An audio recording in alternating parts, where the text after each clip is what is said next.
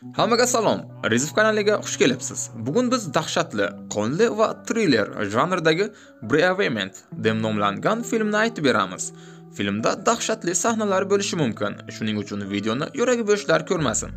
Aytgancha, videoni boshlashdan oldin shu videoga bitta like va kanalimizga obuna bo'lishingizni so'rab qolardik. Bu siz uchun 5 sekundlik ish, lekin bizga bundan ham zo'r filmlarni chiqarishimizga motivatsiya bo'ladi. Oldindan katta rahmat. Yaxshilab o'rnashib oling, tayyor bo'lsangiz qani boshladik. Mosbetda katta tanlov va yuqori koeffitsiyentlar.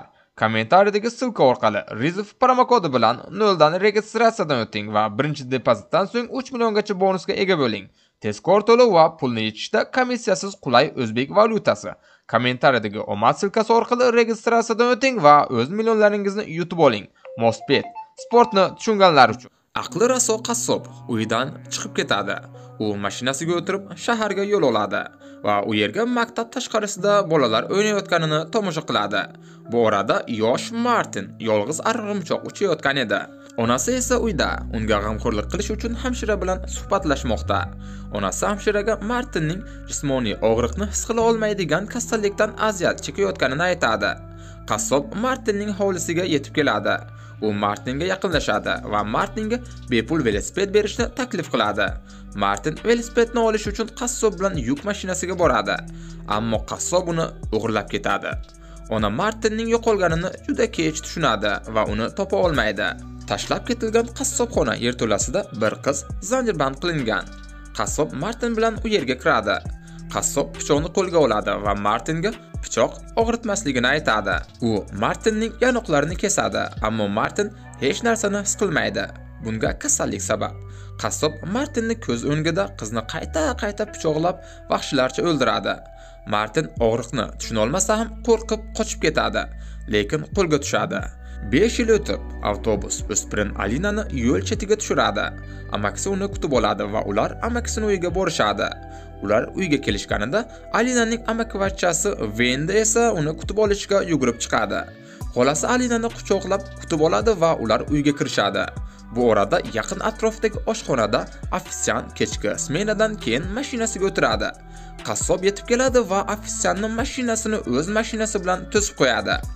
U unga mashinangni chetga oli deyish uchun mashinadan tushadi, lekin qassob uni nokaut qiladi. Uni mashinasiga yuklaydi-da, qassobxonaga olib keladi. Uni sudrab yerto'laga olib borib zanjirband qiladi. Ertasi kuni ertalab Alina yugurishga ketadi. Bu orada ofitsiant podvalda yana bir jabrlanuvchi ayolni eshitadi. Ikkinchi jabrdida unga qarshilik qilishning foydasi yo'qligini, ular yerto'lada o'lishlarini aytadi. U yordam so'rab qichqiradi.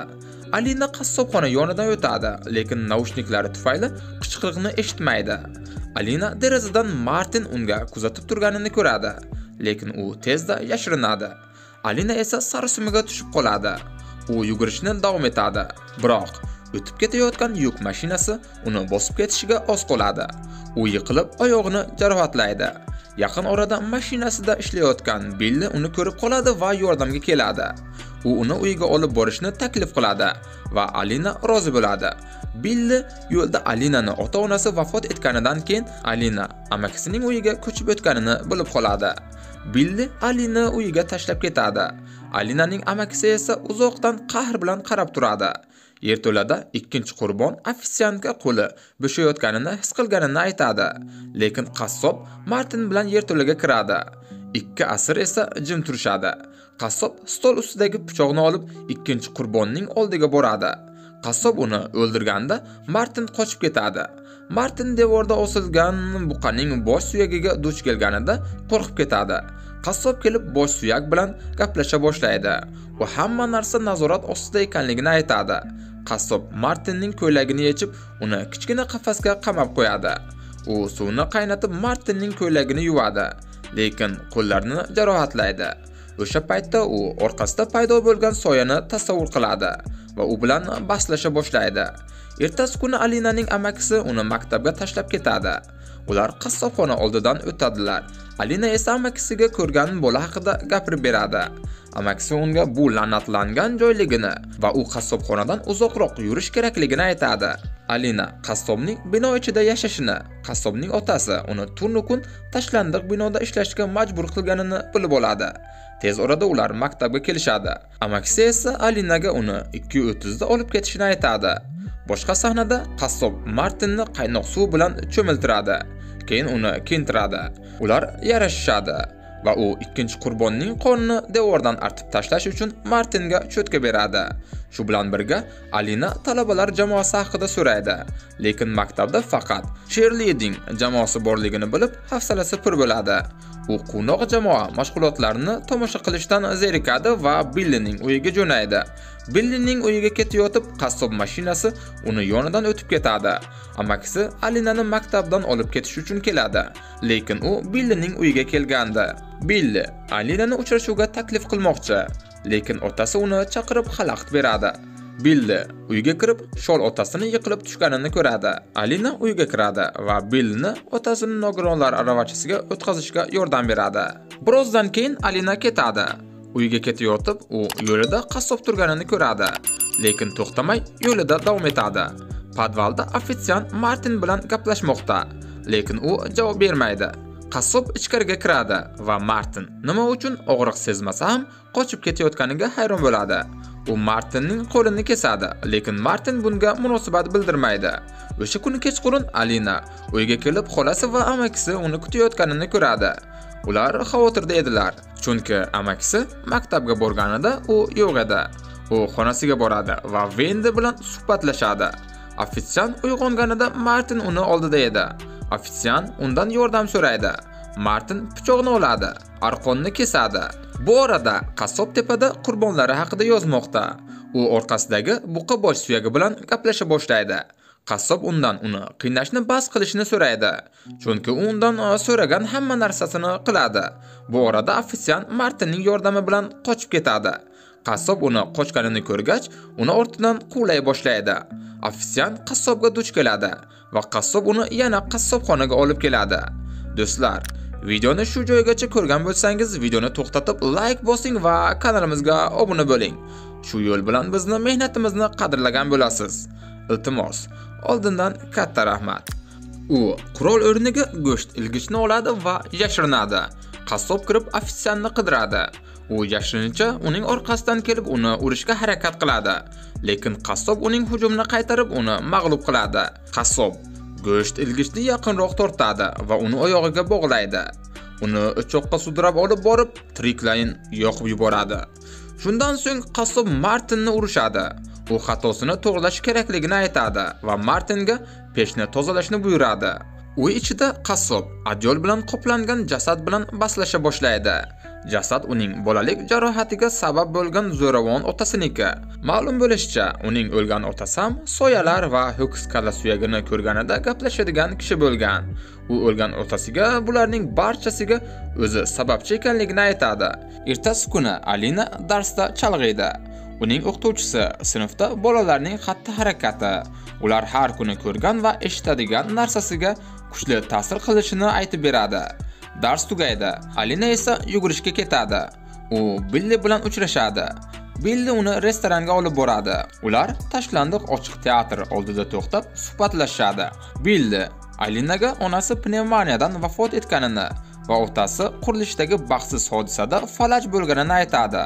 Alina ham Billiga ota-onasi avtohalokatda vafot etganini aytadi. Ular ehtirosga berilishadi. Yoshlara. Ayni paytda qassob uydan chiqib, mashinada sariga chiqadi. Mashina ochiq teatrga yaqinlashadi va bir kishi yashirincha mashinaga yaqinlashadi. Billi va Alina yo'q joydan paydo bo'lgan Alinaning amakisini ko'rib shokka tushadi. Amakisi Alinani o'zi bilan uyga ketishga majbur qiladi. Uyga ketayotganda ular Alinaning kelajagi haqida bahslashadi. Amaki unga Billi kabi yomon odamlar bilan muloqot qilishni bas qilishni aytadi. Alina unga u bilan yashamasligini aytadi. U Alinaning otasiga va'da berganligini, agar u vafot etsa, unga g'amxo'rlik qilishni aytadi. Amakisi Alinaga Billining oldiga qaytish yoki u bilan birga uyga qaytish tanlovini qo'yadi. U uyga borishni tanlaydi. Bu orada qassob Martinni uyg'otadi va uni podvalga olib boradi. Ichkarida yangi ayol zanjirband qilingan. Qassob Martinga pichoq uzatadi va u ayolni pichoqlashni aytadi, lekin Martin rad etadi. Ayol baqirayotganda Martin quloqlarini yopadi. Qassob Martinga ayolni o'ldirganda uni ushlab turishni buyuradi. Ko'p o'tmay qassob Martinni jazolash uchun uni boshini qon to'la vannaga cho'ktiradi. Ularning orqasida soya paydo bo'ladi. Lekin qassob qo'rqmasligini aytadi. O'sha kuni Martin qochib ketishni reja qiladi. Lekin uzoqdagi buqa haykali uni to'xtatadi. U qo'rqib uyg'onadi. Alina yolg'iz yashashga qaror qiladi va narsalarni yig'adi. Xolasi esa uni qolishga ishontirishga harakat qiladi. U Alinaga Billga ishonmaslik kerakligini aytadi. Alina Billi unga yolg'on gapirganini va onasi pnevmoniyadan o'lmaganini bilib oladi. Billining onasi o'zini o'ldirgan va bunga sabab Billining ruhiy beqarorligi. Shuning uchun uni amakisi Billiga ishonmaydi. Alina o'ziga kelish uchun yugurishga boradi. U yana qassobxona yonidan o'tib, unga qarab turgan Martinni ko'radi. Martin yuguradi va Alina uni ta'qib qiladi. U qassobning uyiga kirayotganda buqa haykali ko'ziga tushadi. Alina yerto'laga tushib qoladi va qassobning qonli asbob-uskunalari to'plamini ko'radi. U jurnalda Martin va qassob qilgan qurbonlari, shuningdek, ularning soch namunalari haqida yangiliklar parchalari bilan to'ldirilgan jurnalni ko'radi. U Martinni topadi va u bilan ketishni aytadi. Ammo qassob yetib keladi va Alinani qo'lga oladi. Keyin u Martinni Alinani podvalga jalb qilgani uchun maqtaydi. Ertasi kuni amakisi Alina kecha uyga kelmaganligi uchun uni qidirishga chiqadi. Billi eshikni taqillatadi va Alinani so'raydi. Amakisi Billiga Alina uyda yo'qligini aytadi. Xolasi Billiga Alina u bilan birga deb o'ylashganini aytadi. Lekin Billi ularga u men bilan emas deb javob qaytaradi. Amakisi Alinaning g'oyib bo'lishida Billini ayblaydi va unga Alinadan uzoqroq turishni aytadi. Ular urushishadi. Amakisi Alinani qidirib ketadi. Qassob yerto'laga kirib Alinaga pichoq ko'taradi. Lekin o'sha paytda u amakisini chaqirayotganini eshitib, yuqoriga ko'tariladi. Amakisi qassobdan Alinani ko'rmadingmi deb so'raydi. Albatta, qassob yo'q deb javob beradi. U qassobning u bilan yashaydigan o'g'li bor yoki yo'qligini so'raydi. Qassob unga ketishni aytadi. Lekin amakisi uyga kirishni so'raydi. Qassob tezda miltiq bilan uydan chiqadi, keyin uni otib o'ldiradi. Qassob podvalga qaytadi. U Alinani ovoz o'tkazmaydigan muzlatkichga o'tkazadi. U muzlatkichni yoqadi. Alina esa ichkarida muzlab qolgan tana a'zolari va o'lik jasadlarni ko'radi. Alina ichkarida qotib qolganda Billi qassobxona yonidan o'tib ketayotib, amakining mashinasi tashqarida to'xtab qolganini payqaydi. U ichkariga kirib yerto'laga tushadi. Qassob esa yashirincha kuzatadi. Alina isinish uchun adyolni oladi, lekin adyol ostida yotgan o'lik jasaddan shokka tushadi.